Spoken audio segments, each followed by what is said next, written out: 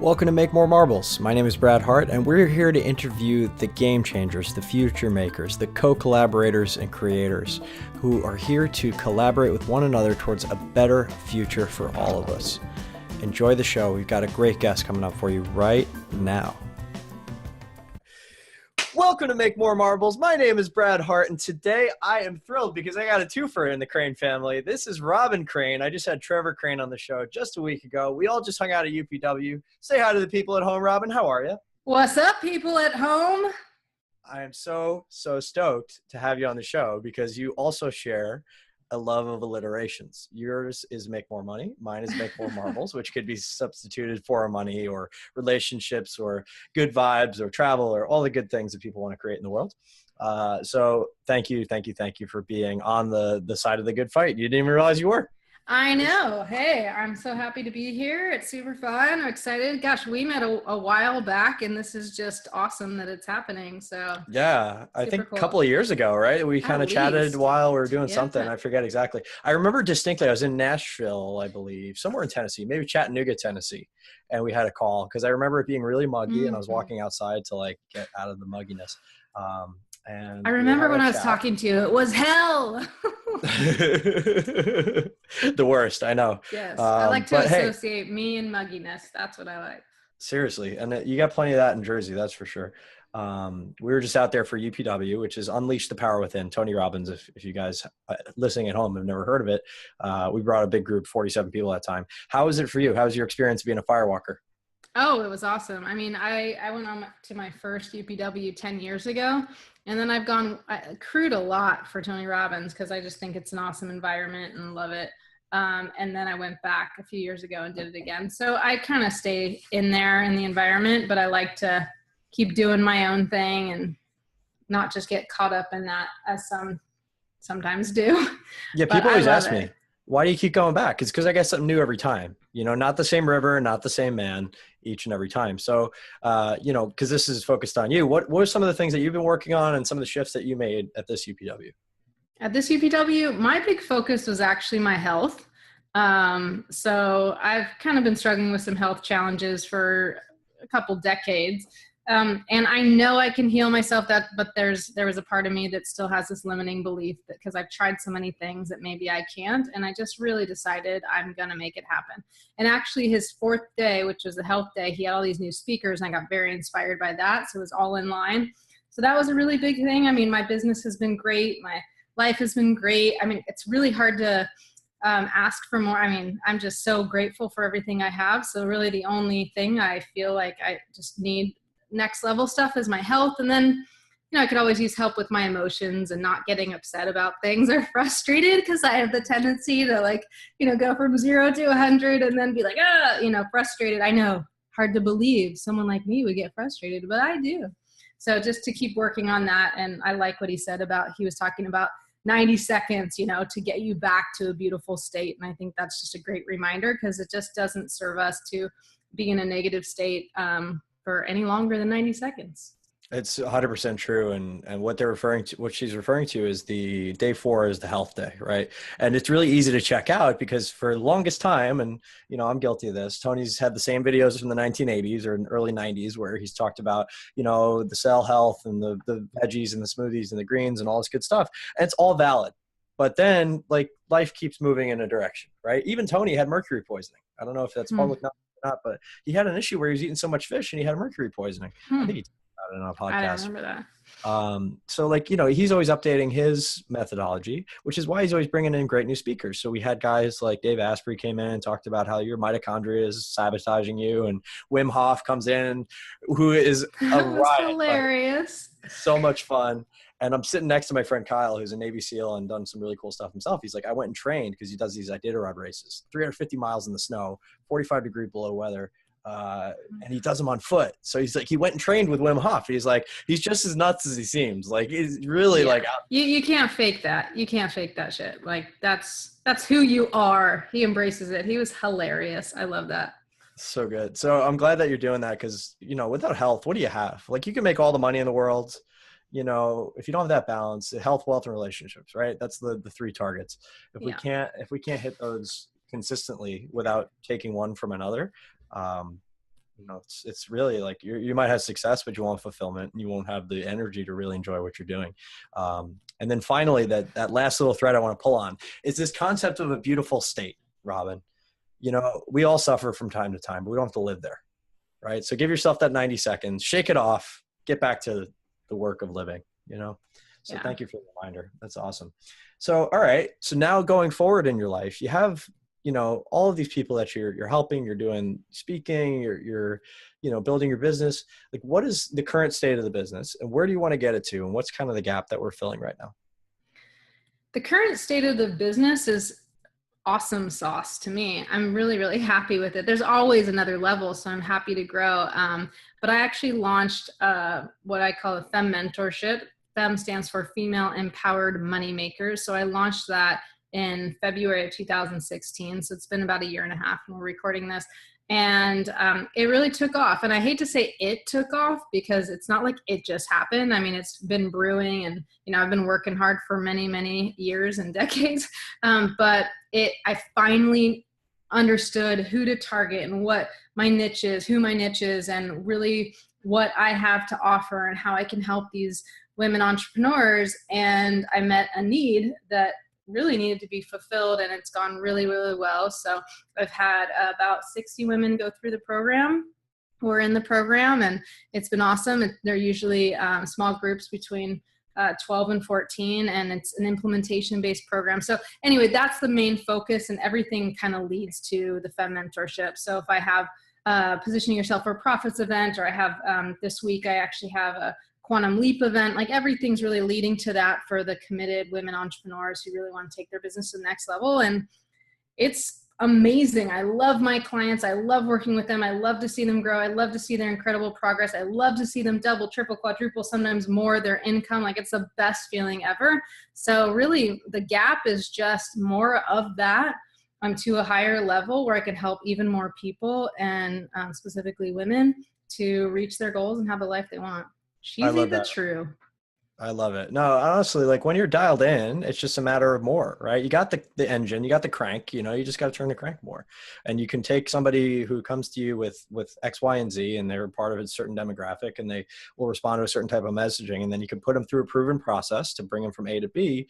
You're in really good shape doing that. And I support the crap out of you, but keep that in mind, because it's going to be a really important part for the end when we get to my favorite section, which is where I put you on the spot. So can't wait. A little bit of foreshadowing.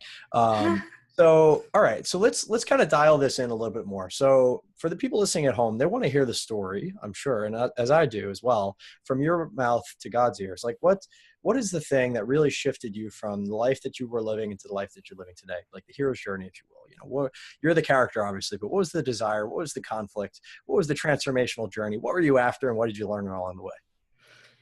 Yeah. So for me, I mean, it always, the path to getting there has to do with having the right mentor and understanding the systems and the steps. But the only way to be able to implement that, even with the right mentor, is having the right mindset. So, and being focused around it. So for me, I mean, I don't know if you know my background, but I actually had a year when in my coaching business not too long ago where I only made $500 in my coaching business. 500. Buckaroos. It was amazing. But I mean, I had some other income because I was also a financial advisor, but even Trevor didn't have a good year. So we were busting our ass just to like make ends meet. And we even rented out our house on Airbnb, like just crazy, because there was no way I was going to go more broke over it. But I really didn't do well. And that was because I got distracted. I wasn't really sure where to focus. I wasn't clear on my target market. I wasn't clear. Should I do business coaching? Because I did financial planning and then money coaching, which I really loved. And then I went to business coaching, but I wasn't really working with the right clients. And so I started to get over it. I had done seminars. So I kind of bounced a lot. And then I landed on really focusing on these female entrepreneurs, service-based entrepreneurs. And that is what nailed it, because I was like seeing the transformation that I was giving them. But I could not have done that without my coach. I could not have done that without the focus, the right mindset. And then I really needed marketing, because I was really good at sales, but if you don't have people to sell to, no matter how good you are, you can't close them. So once I got the marketing in check, and that has to do with knowing your target market, or you can't market worth crap. So you have to know their problems and get obsessed with those problems. And once you do that and you can get people, from cold leads to actual appointments, then like it's game over. It makes it a lot easier. So that's a really great point for everybody listening at home, is that you had sales nailed, right? And sales in and of itself used to be enough to really go out there and do anything you wanted. You could join any company. Like if you could sell anything, you could sell a widget, you could sell a skyscraper, you could sell a jet, you could sell anything. Just because you understand how to take somebody from what they desire to getting them out of their own way to make a great decision. It's the highest level of service. So you already had that dialed in. It was great, but you were struggling because you didn't have the right leads. And then you had to create an engine essentially to create those leads on demand. And, for people listening at home, it's like a business needs four things. I don't care if you're the lemonade stand or Robyn's business or my business or ExxonMobil, right? It needs leads, it needs sales, it needs value delivery of some sort, whether it be a product or service, and it needs operations to tie it all together. And if you're missing any one of those four things, you have a very expensive hobby. Exactly. So, anytime you're struggling, just zoom out, say, okay, why am I struggling? Is it leads, sales, value delivery, or operations? If one's missing, if you don't have any leads, you got no customers, end of story. You have leads with no sales, you're not making any money. If you have leads, sales, but no value, well, that's a scam, right? Because you're not delivering anything. And then finally, if you don't have operations, you don't know what's happening when, you don't know how to tie it all together. It's hard to reinvest back into the cycle to grow the business. I love that. That's awesome. Yeah. We're working on that for a while. So the key points that you kind of mentioned, working with female entrepreneurs that are service-based, how did you get so specific? And what were some of the key aha moments about knowing that, okay, these are the people, this is what they're looking to build, this is where I find them, and what could we glean as an audience from that journey?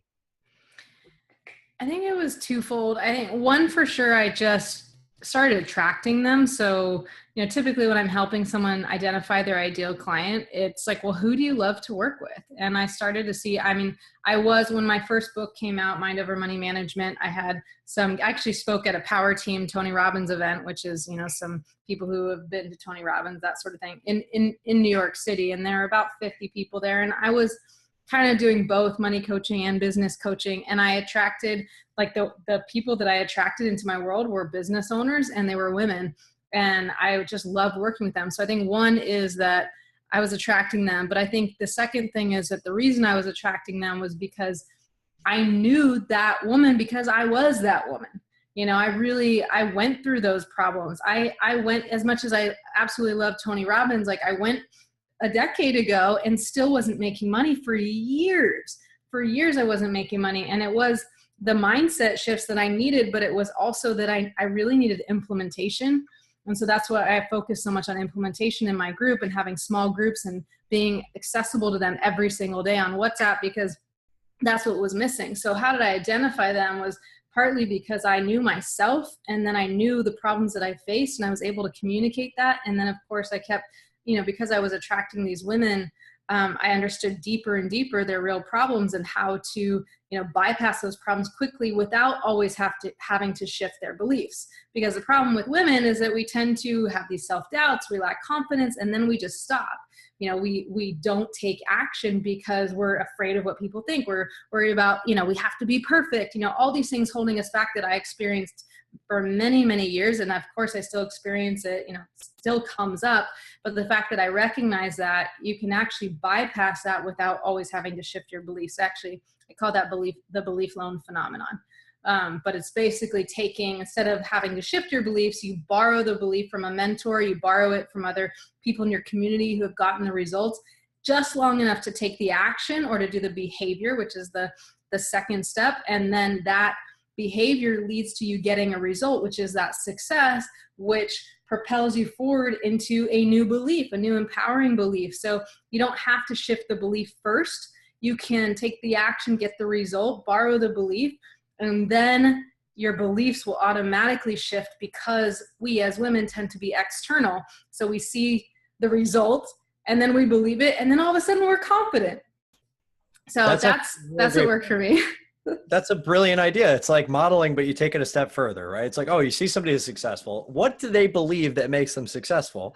Let me just put that hat on for a minute, right? We go into the belief wardrobe, put on a hat. I'm going to try this on, get a result, see that the result is possible. And now I have the evidence, which creates the confidence to create the belief that you can keep going forward, right? If you've never sold anything before, you don't believe it's possible for you. When you make a sale, well, now you have evidence to prove that, well, that was BS, right? That was a belief system that wasn't working for me. And now you can move forward from there, right? I've never put a post up online and gotten good traction. Well, go and do a bunch of posts the next 30 days. Borrow the belief. And they're like, well, I don't believe it's going to work. So, okay, borrow my belief that I believe it's going to work. Borrow the belief that I believe in you and just do it anyway. Just borrow it long enough to take the action. And then you'll get a result, and then you'll be like, okay, now I actually believe it, because now it's really true for you. It's not BS in the sense of what some people might call BS. It's a new belief system that serves and empowers you. That's such a huge piece. It really works, especially, I mean, it will work for anyone, but especially women when they're caught up on that, like they think they can't take action until they shift that belief. And it's not that they're consciously thinking, oh, I need to shift my belief first. It's just that they're stuck feeling a lack of confidence, feeling the self-doubt, feeling like they can't do it. They don't know how. And the other thing is, as long as you're working with a mentor who'll give you the shortcuts, then the behavior is also a system. So it's like I teach something called the FCC sales system. Like, they don't think they're good at sales. I don't care. I know a system. Trust me, believe me, it's worked for people who didn't know the same system. Lisa or Bree or Allison or all these women I've worked with and who got phenomenal results and, I don't know, quadrupled or times 10 their income. So then they're like borrowing the belief from them, and then they at least follow the system to get the results. So the system will help as well. But yeah, that was really huge for me. And that's like a key principle I teach like everywhere I go, is that belief loan phenomenon. That's a brilliant principle. I just want to acknowledge you for creating that, because that's really awesome. And that's a huge way to bridge the gap. Like, it's like, you don't need to have the confidence if you understand that you have the mentorship and that you can follow people's way, essentially, right? That's what a sales script is, right? Just say these things and then shut up. Right. And sometimes I hand them the piece of paper and I'm like, can you read that one line? Read that one line and then shut up. And then read the next line and then there's a lot of shutting up to do in the system of sales. It's mostly shutting up. Like, most people, like, if you go back, I don't know what the exact statistic was, but I think it was like 80 or 90%. If you go back to a sales call that didn't sell for whatever reason, that they didn't do it, and it was closable. Let's assume it was closable. There's not every single person at every single time is closable. There's windows of times when people are closable. That the ones that don't succeed and, don't end up in a closed sale are typically because the salesperson's talking more than the prospect. But it's actually the ones that are most effective, the salesperson's talking about 10 to 20% of the time. Yeah. So 80% plus of the time should be filled by your prospect talking. So it's not you selling them on anything. It's creating the space so that they can get clear the diagnosis of what's going on for them, feel the pain, open the gap, insert product or service to close the gap. Yeah. Right. And that's it. And it's a questions game. It's not a telling game. It's a questions game. And then if that 20%, they're mostly asking questions, then, it's golden. Dig, ask more questions. But yeah, go ahead. The quality of your questions is what they focus on, right? If you want to focus on a higher and better service or result, better questions. Yeah, that's it. Absolutely. And just having the courage to stand in the gap and allow people to feel the pain they need to feel to shift, because that was a big problem I had. And I'm sure a lot of people listening have, is like, we want to help people. That's why we're in the service industry. We serve entrepreneurs. We serve the people we serve because we want to help them. And we think that by alleviating their pain at key moments, we might be helping them, but no, we're actually hurting them because they're not making a forward decision. Right. The only solution is to work with you. If you don't have conviction around that, then, that's the conviction. You borrow my belief around it. But usually I attract women who, they're phenomenal at what they do. They just don't always believe in themselves, but they know they got value. And it's never about selling someone or closing someone. Like, it's about finding a fit and just discovering, like, is there a match, and getting them out of their own freaking way so they can take action, because they're not where they want to be. No matter how much they tell you, life is just peachy, because they wouldn't have the call with you if everything was great. So it's getting them to actually step out of their own way and move forward. But I love sales. I love sales. It's like the best, because that's the only way you can truly transform their lives. Yeah, and it's absolutely true. And I appreciate that there's people out there like you that get it. And, you know, may your only problem ever be that you don't have enough people to sell to. Right. Right. You know, like, and as we get better at selling, and then it becomes, okay, how do we translate this to copy and sales funnels? And how do we get more scale on this? How do we sell from stage? I just had an opportunity to sell from stage for the first time last week or 2 weeks ago. And it was a really interesting experience. I'm going to have to learn a lot more about it, but, you know, just understanding what's possible, guys. You know, we start somewhere, we start with a conversation, and you can build it to any number of things. And now Apple, you know, they're putting billboards around the world, you know. That's like the penultimate, right, way to sell. And eventually it'd be VR and augmented reality and whatever comes next. And they're all just tools, right? They're just tools of leverage. But if you really understand how people work, you can do anything in this world, because you can influence, persuade, enroll people into a possibility of a better future. And that's all it is. It's just manifesting, right? Make a new, intriguing future through enrollment, speaking, and thought leadership. Nice. You like that one? I like it. I got a few you more. got all these up your sleeve. You ready? I got a few more. I got seeds. So manifest, seeds, and crops. Seeds is seek in every encounter to diagnose, create space, serve, support, and solve. And it's got to be in that order, because you got to really understand what's going on and create space for it. People need to feel seen and heard before you can serve and support and solve their problem. So that's the order. And then finally, crops. And that's what I'm going to talk to you about at the end of this podcast, which, again, more foreshadowing. Now you're seeding. Yeah, seeding crops. Seeding about crops. So I'm gonna hold off on that, and I'm gonna transition into what I believe is the most important thing. And Robyn, for you, like, I just had a great. I'm always hiring coaches. I just went for a 1-day sales training in Austin, and this trainer is relatively infamous, so I'll leave his name out of it. But one of the things he taught me yesterday is that people, you know, they fit into 3 categories typically, and they tend to present with one of 3 of these things. And like, they usually have one that's high, and then one that's kind of medium, and one that's kind of low. And it's called the PEN personality test. And the PEN is basically psychosis or psychotic, extroverted, or neurotic, right? So on a 0 to 100, how emotional do you make your decisions, right?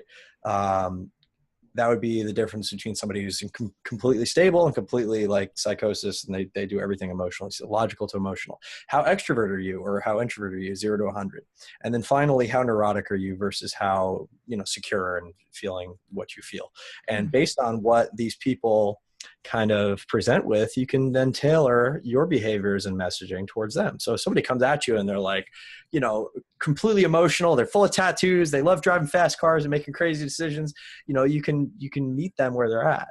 Or if they're completely neurotic and scarcity driven or fear driven, or they make decisions, it takes them a million years to do that, or they're always stressed out or depressed about things, you can meet them there. Or if they're mega extroverted, they're going to love a leader, right? They're going to love somebody who steps in the gap and takes charges. Versus an introvert. So I thought that was really cool, and I'm digging more into it. I just literally learned about it yesterday, but That's cool. I thought it was a really fascinating thing. And he's like, in my experience, and this is, again, one of the people who I look up to as being one of the best in the world at influence and persuasion. He said, in my experience, there's, you know, that's the key to the kingdom. It's just those 3 things. If you know which one they're presenting most, and there's actually a name for this test. I looked it up yesterday. I'll find it. It was a very interesting Russian name. So if people want to do their research at home, I recommend it highly. But have you heard of that one, or what personality? No. Like, what are some of the ones that you use in your business all the time? I'm a big fan of wealth dynamics, obviously. You know, well, I created something called the money type quiz. So I really use that a lot, and that I use with my clients. I use to understand people and how it really not dictates, but has a huge influence on whether they're successful or not, and recognizing these patterns that they run and how to shift that. So, I mean, there's a lot of the standards, but I don't typically, you know, like, I don't typically have people take those tests. It's just very easy for me to quickly understand them with these 5 money types, how they make decisions and why they're making the decisions. What are some of the money types? So some of the money types, and it's funny because I usually use Barbie dolls to represent them. So the first one is Spendthrift Sally, represented by Barbie. So you can all picture that. But Spendthrift Sally loves to spend. She feels good spending money. She is more abundance driven, but also oftentimes is spending, you know, maybe at her maybe to fill an emotional void, right? So you feel bad, you feel depressed, so you go shopping. And then maybe you feel guilty about that because you're like, oh, I shouldn't have done that. I don't have enough money, that sort of thing. So that's kind of spendthrift side, very impulsive, compulsive buyer. And then in business, you can look at it as, some people, they'll pimp their ride, right? They'll like get a really nice website, but they're not driving traffic to it. But it's like, they have this awesome website because they wanted to buy it, an awesome dress, they look gorgeous, but it's like, it's not actually convert. It's not helping them convert. And then cheap chip, which is my number one money type. Cheap chip does not like to spend money. Cheap chip is a hoarder. Cheap chip is more scarcity minded. And I say it's my money type, my top money type. I just retook the quiz again because I was curious. I hadn't taken it for a while. I know I created it, but still, I wanted to make sure it still worked. And even though I run my business more as another money type, which is Delusional Dan, I still have in my core, I'm a cheap chip, which is like, I feel like if I spend money on something and I don't find the value, I feel sick to my stomach about it. Like even if it's a small amount, it affects me emotionally. And I'm fine now spending money on things I value, and I'd rather spend money on the best person. Like I'd rather hire the best person and I'll spend money all day long for my business. But if I'm not seeing the value, I'm kind of pissed, like I'm really like, and I take it to heart. But Delusional Dan will think anything is possible. I can do anything. And, very much a big thinker, huge thinker, but doesn't always follow through with stuff. And oftentimes, there's the squirrel syndrome, right? Where it's just totally not focused, which I've gone through. Squirrel. That's my second money type. And then there's Overgenerous Olivia, who tends to give and contribute, but usually at her expense, where she's overgenerous. You're, maybe you don't have much money, but you're giving away time for free in your business, or you're taking people out to lunch when you're broke, and just, you're always like kind of stepping up to help people. But your life kind of sucks because you're always putting everybody else first and you never put yourself first, which I think ultimately really doesn't put anyone else first, because if you're not living your purpose, you're hurting people. And the last one is Avoider Al, who avoids things like money and doesn't like to look at problems and buries his head in the sand. So they're not actually gender specific. I just show it in a fun way. But those are the money types real quick. And I can give them the money type quiz. Yeah. Why don't we get a link to that for sure? Let me give it in a sec. I just want to test it, make sure I have the right link. But you can go to the next question. I just want to make sure. And then I also did the Eysenck is the name of that pen personality test. The EYEN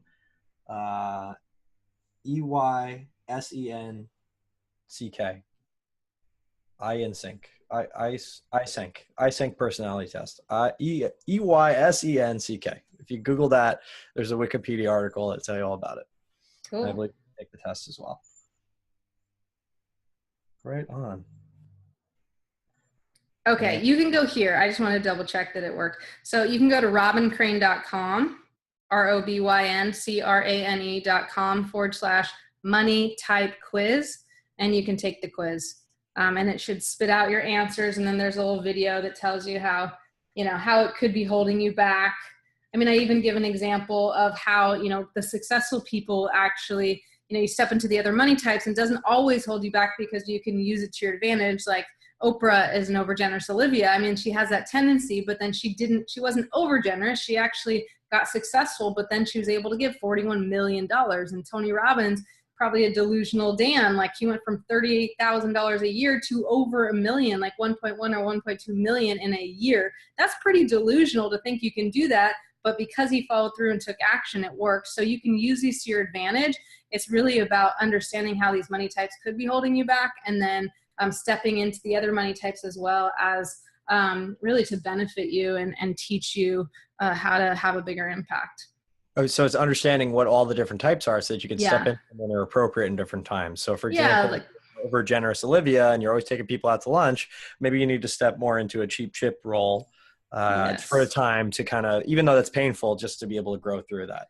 Exactly. Like I was a cheap chip and I had to step into overgenerous Olivia, because I was like, okay, if I'm not spending it on myself and I take someone out, like I got really generous, but I had to like consciously do that. So I wasn't all in scarcity, and I had to step into even a spendthrift Sally and a delusional Dan more often. So I would invest in my business and take risks because I was scared at first and making $2,000 a month. But I told you I made $500 that one year in my coaching business, but 2 years later I made over $500,000. $500,000 in the same business because I took those risks. I got the right mentor. I invested, and that I had to be like, don't be a cheap chip. Like, get into Delusional Dan and take risks, but follow through so you get the result. And that's how it worked out. I love that. And you made a great couple points. I mean, Tony going from 38K to 1.1 million inside a year. I mean, yes, he's Tony Robbins, but even Tony Robbins wasn't Tony Robbins at one point. He wasn't. So you could do something similar. And back then, that's like the freaking 70s, man. Like, that's a lot of money back then. That's like 5 or 10 million today. So that's cool. What do you think? Like, okay, so going from 500 a year in 1 year to 500,000, what is like the top 2 or 3 lessons you learned? I got the mentorship part, but maybe it's like one kind of like, if you give people like a workflow for A to Z to do, that kind of volume, are you mostly getting clients now through Facebook ads or organic traffic, or, Yeah. So I get most of my clients now through Facebook ads. Absolutely. That year I invested $50,000 in Facebook ads alone, not to mention hiring consultants to help me actually implement it. So it was a big investment. And the year before I did 100, I ended up doing 200. But at the time when I made that commitment to invest with coaches for over $5,000 a month, plus, the ads themselves, plus I had to pay 15% of the upside. It was a big investment when I had just made 150,000. But the next month, not even because of the Facebook ads, the second thing besides Facebook ads is small events. I did my first event. It was a 1-day event. Now I do a 2-day event, but the first event I did, small event, I think I only had 8 potential buyers and I made $45,000 in that day. Like, that was a big day for me at the time. Now I've done weekends where I made over $100,000 with, only 13 buyers. Like, that was huge. So to get the leads themselves, I've used mostly Facebook ads, some LinkedIn communication, mostly Facebook ads, obviously referrals, but I mean, the actual lead generation was Facebook ads. I would say 90% of it. And then the actual, like, how do I close those from the Facebook ads? It was, through a series of email marketing and value add, and then driving them either to a strategy session or into an event. And you provide so much value before, during, after. And some people are on my list 6 months, 12 months before they end up in the mentorship, but they're at some stage, seeing the value. And you got to keep dripping on people. I think that's, like, I'm going off on a tangent here, but Chet Holmes actually said, poor Chet Holmes, he's not living anymore, but he has this pyramid. And at the top of the pyramid, it says, like, only 3% are ready to buy now. Then you got the ultimate sales machine. Yeah. So 6 to 7% are open to buying now, right? So that's only 10%. The rest, the 90%, are basically not ready. And people think, oh, I put out all this marketing. If you're in your target market and you have the pool is 100% and only 10% are even open, 3% are ready to buy and 7% are open to buying. Like, you better be dripping on those people for a while to keep moving them up the pyramid. And people, like, when they're not capturing leads, they're not email marketing and sending, like, value add stuff, like, you are missing the boat because someone is there. They want to work with you. They're just not ready. And you said this earlier, something about being ready. Like, not everybody is closable, which is essentially they are closable if they really have a need and desire and pain, but they might not be ready to be closed because they're just not at that stage. But you keep dripping on them, give them so much value, eventually they'll come back. And it's a window, right? People all have windows. Like, again, yesterday we were talking about this, is like, having people in your orbit, and you're consistently influencing them, even if they're not reading your stuff. We mail every day at Make More Marbles, and about 15,000 people, I'm proud to say it's gone up 50% in the last few months. And we're looking to kick that number up to 100 and 1 million soon. Read our stuff every day. And it's all kinds of stuff. And yeah, it could be more targeted and focused, but the general consistent principle is like more abundance, more abundance, more abundance, right? What can we do with the things that we have to make more for everybody? And not so much focusing on competition, but how do we collaborate in new and exciting ways? And I'm on the forefront of that, and I'm getting my ass kicked sometimes in doing that. Being that abundant guy is hard sometimes, but it is what it is, and I'm committed to it, and that's the stand I want to make in the world. So I know that by consistently delivering value, when you do make an offer, people stand up and pay attention. Yeah. Because you just never know how you're influencing people. You just don't. You have no question. So if you guys at home are listening and saying, hey, I want to start a business that's revolved around messaging or service or entrepreneurship or whatever it is, the best thing, the very best thing you can do is just get started. Just putting something out on some platform somewhere. If it's Instagram, do Instagram. If it's Facebook, do Facebook. My stuff tends to be a little more long form, so it's mostly Facebook and email. But certainly don't buy into the idea that it will never amount to anything, because somebody somewhere needs to hear your message said your way, and it's not going to sound like anybody else. And that's important, because I think we need more messages in the world that are positive and uplifting. There's plenty of news media telling everybody how horrible things are. And yeah, if you focus on the 0.001% of people who had a bad day yesterday, and some of them a really bad day yesterday, that's the world you're going to see. For 99.999% of people, everything went just fine yesterday. It wouldn't make a great headline, but it was just fine. They survived. They survived. And I, just to piggyback that, I heard someone say this, I think it was Keith Cunningham, that he's the rich dad of Rich Dad Poor Dad, but he said, don't let perfect get in the way of possible.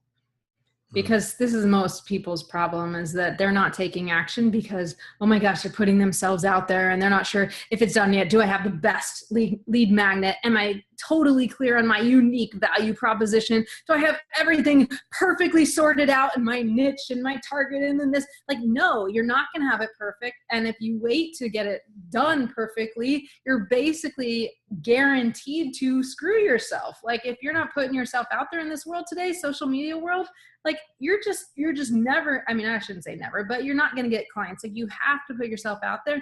You got to do it in an imperfect way if you want to get results. Like, had I waited till that's perfect, I mean, I'd still be broke. You know, it's just like, you do the best you can, put it out there. But I mean, so many people are waiting to be perfect. And that's like, you know what? Like, you just got to take those risks. And someone is not going to like you. And if you're not getting people to comment and say you suck and email you and unsubscribe, then you're not taking enough risks, because it's absolutely ridiculous. Like, it's so funny. Like, I put out an ad or something and someone says, this is bullshit, or this is ridiculous. And I just think it's hilarious. Like, I still don't love it because I'm a girl and I don't like people to not like me, but it's hilarious because what are our two biggest fears? That we won't be enough. And if we're not enough, we won't be loved. And love is our oxygen. It's our competitive advantage. If we don't feel love, we're going to feel like we're going to die, right? There's literal brain chemicals you need in this life. Dopamine, serotonin, endorphins, cocaine. oxytocin. Just kidding. And there are ways to meet those needs for those brain chemicals in healthy ways, you know, and there's ways to meet those brain chemicals in other ways, like cocaine, but it's not sustainable. And ultimately it doesn't serve anybody except for, by the way, I don't do cocaine. Okay. Just to make sure, like, everybody got that joke. There's a great Mitch Hedberg line. He's like, I used to do drugs. I still do. And I still do. I know that line. That's funny. I used to do drugs. I still do drugs. But I used to too. But I used to too. That's so funny that I would actually know that reference. My friend used to love that guy. Yeah, but I'm actually pregnant, so I'm definitely, especially not doing drugs. Awesome. Well, congratulations. When are you due? I'm due in January. Congratulations. Wonderful time. And congratulations to Daddy as well. Trevor was just on the show last week. If you guys haven't checked out that episode, I recommend you check it out, because he is a high energy individual. I know. We had a super amount of fun doing our thing. And we like to keep it fun. And, you know, he's like, oh, you gotta have my wife on. I'm like, absolutely would love to have Robyn on. So here we are. It's super exciting. Awesome. So let's kind of shift gears, because we talked about the manifesting, right? Make a new, intriguing future through enrollment, speaking, and thought leadership. Let's move on to seeds. We talked about, you know, seeking in every encounter to diagnose, serve, support, create space for, and solve people's problems. Not exactly in that order, but pretty close. And then the next part, which is my favorite part, is my end of my value chain, right? It's like, I did the two things. Now this is the thing I want to do to really add value to people's lives, is how can I connect a resource, opportunity, person, or system to your life that would help you move your vision further along. And that's kind of an ask from the Make More Marvelous community. It's like, Robyn, you've spent so much time today giving us, you know, the keys to the kingdom, right? Here's how you do it. And you can dig into more on Robyn's website and her books and everything that she's done. But what is one thing that we can give back to you to help you to move your mission forward? What can you do to help me? Yeah, that's a crazy gosh, I don't know. What do you mean? In what sense? Yeah. So I truly believe that the right connection, the right resource, the right opportunity, the right person, the right system at the right time, like, you know what your pain points are in life. Right. And it doesn't have to do anything with business, right? You talked about you were working on your health right now. Maybe there's a great resource out there for you. Okay, I got it. Yeah. Okay, so I will say with my health, okay, because I had to find it there. So one of the guys that spoke, I'm sure you remember, his name was Dr. Gundry. Mm-hmm. And he has a new book called The Plant Paradox, which I'm reading and very intrigued by, because I've had colitis for 20 years and have tried to heal myself and really like believe I can, and just haven't had, have success with that. And so I have the tendency to just want help. Like, I know I can find it within myself. And that was part of like a limiting belief that I was working on at UPW. But I also think it's really smart to have mentors. So if there is someone who is familiar with the plant paradox, or, I feel like I need some, not just accountability, but like I'm also pregnant. So here I am following this regimen, this protocol, and I don't have anyone to bounce it off of. I've actually sent like Dr. Gundry's World, like a message twice. If anyone can get me in touch with Dr. Gundry, like that would be the best resource, because I want to talk to him and make sure that I'm not, when it says you can have shrimp, I'm not screwing myself if like maybe I shouldn't for a pregnancy, or maybe there's different, or like I just want to get healed as fast as possible and heal myself as fast as possible. So I would love help getting there. So either someone in Dr. Gundry's World community, or him himself, or someone who can help me get there, that would be cool. And I'm like working towards it and stuff, but I feel like I need that support. There was another woman I hired about a year ago, and I followed her protocol for a year, and she was amazing and really cool. And I believed it would work, but it wasn't working. And so then I started to lose confidence. Belief loan phenomenon works in the opposite way as well. It wasn't working. So I totally lost belief and confidence that the system would work. And I told her, because I know this belief loan phenomenon, I said, hey, can I talk to some people who have gone through this? And maybe it did take a year, but they kept through and it worked, because I need to I need that social proof. I need to borrow the belief from not just you, but from other people, the community, so that I'll continue to do this, because I want to give up and quit. And she's like, oh, well, I don't like to do that, because you really everybody's different. You got to find it within yourself and all that. And like, it was really like when I was asking to have a need met and I didn't get it, like I needed that social proof, and I needed that community to talk to people specifically, like what's working for you, and how do I keep doing this, and what maybe am I missing? And I had a communication with her. I could ask her, but it was just different. Like I felt like I needed a community. So I feel like for me, I need some of that. So I would love to find someone who has either had colitis, who's used the plant paradox or something like it, and healed themselves, and to also, not just a coach, but also maybe someone who has done that successfully with this program and said, hey, it works. Keep believing, man, and then keep following through with it. Ari Meisel was on the show not too long ago. He runs Leverage, which used to be Less Doing, and his whole story is around how he had colitis and that issue. He's actually in New York. I don't know if you're connected to him, but I think he would be a good resource to ask. Okay, hook it up. Yeah, Connect absolutely. me. Can you send me an intro? Absolutely, I'd be happy to. So that's one piece, and then hopefully that'll lead to something really awesome. Yeah, cool. It's happening. I'm like, I know it's happening, but yeah, that's exactly what I need as far as resources go. Just like perfect. A little push in that direction. Thank you for asking. And anybody listening at home, if they have other resources that have worked, I'm blessed and grateful that I've never had this exact issue. But my mom certainly has, and some of my friends certainly have. So I'll keep it in mind. And now the reticular activating system is activated. I can be on the lookout and send anybody. My pleasure, awesome. Robyn. And thank you for being so open and sharing that. Because it gives people permission to step up and say, hey, I'm struggling with that too. Let's keep the conversation going. This is a community for a reason, as we all help each other, and we're better than the sum of our parts. Yeah. So thank you for that stepping into that gap as a leader. All right, well, that was good. Thank you. And thank you as always for coming on and rocking. It's always a pleasure to get to chat with you. Where can people find you? What is the newest, best, and most exciting things happening in Robyn's world, and how can they connect with you if they feel compelled to reach out for any reason? Yeah, great question. Thanks. So the best way, you can just find me on my website, but I would say get my book. It's really created for female entrepreneurs. However, I've had many men read it and really get the principles out of it and be able to apply it as well. But you can get the free book. I just let you download it, because I really want people who are ready to implement and want the help. I don't really care to make money off the book. But if you go to robyncrane.com/free book, you'll get there. So ROBYNCRANE.com/free book. That is definitely worth it. You can, it's crazy. I give everything away. I give the whole entire book, and it's not like an ebook. It's like, sorry, I don't want to scare you, but 286 pages and lots of stories, inspiring stories, and what they did specifically. How someone like Lisa went from -300 a month to, in the book I said 40,000. By now, it's only a few months later, she's made 85,000. That's how quickly she's growing her income. Bree's in there. She went from 4,500 to over 23,000 a month. I mean, it's just insane. So lots of stories like that will inspire you and help build the belief. And then you'll get all these bonuses and stuff as well. And you can borrow the belief from the book. That's right. And I talk about the belief loan phenomenon in there as well. And for all you people with a message out there, giving away a book is probably the best thing you could do these days. Like a book is a business card. That's all it is.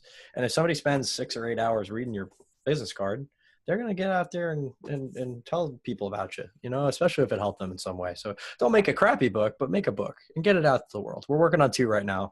I'm taking my own advice. So Robyn, thank you so much for being on the show. And tell Trevor I said hello again. He's awesome. Thank you again for sure. Troubleshooting. And we hope to see you again sooner than later. I'll be in New York in a couple weeks. Awesome. Thank you. And thank you all. All right. Bye. Thanks so much for listening to the Make More Marbles podcast. For more tips, hacks, and strategies to create an amazing, abundant life in your health, wealth, and relationships, whatever that means to you, head on over to makemoremarbles.com. Check out our cool explainer video about what we're about, and join our community of entrepreneurial game changers. We want to help you level up your life in every possible way. And don't forget to subscribe to us on iTunes, Stitcher, or Google Play, wherever you listen to your podcasts, and please do leave a review. Thank you so much, and we'll see you on the next podcast.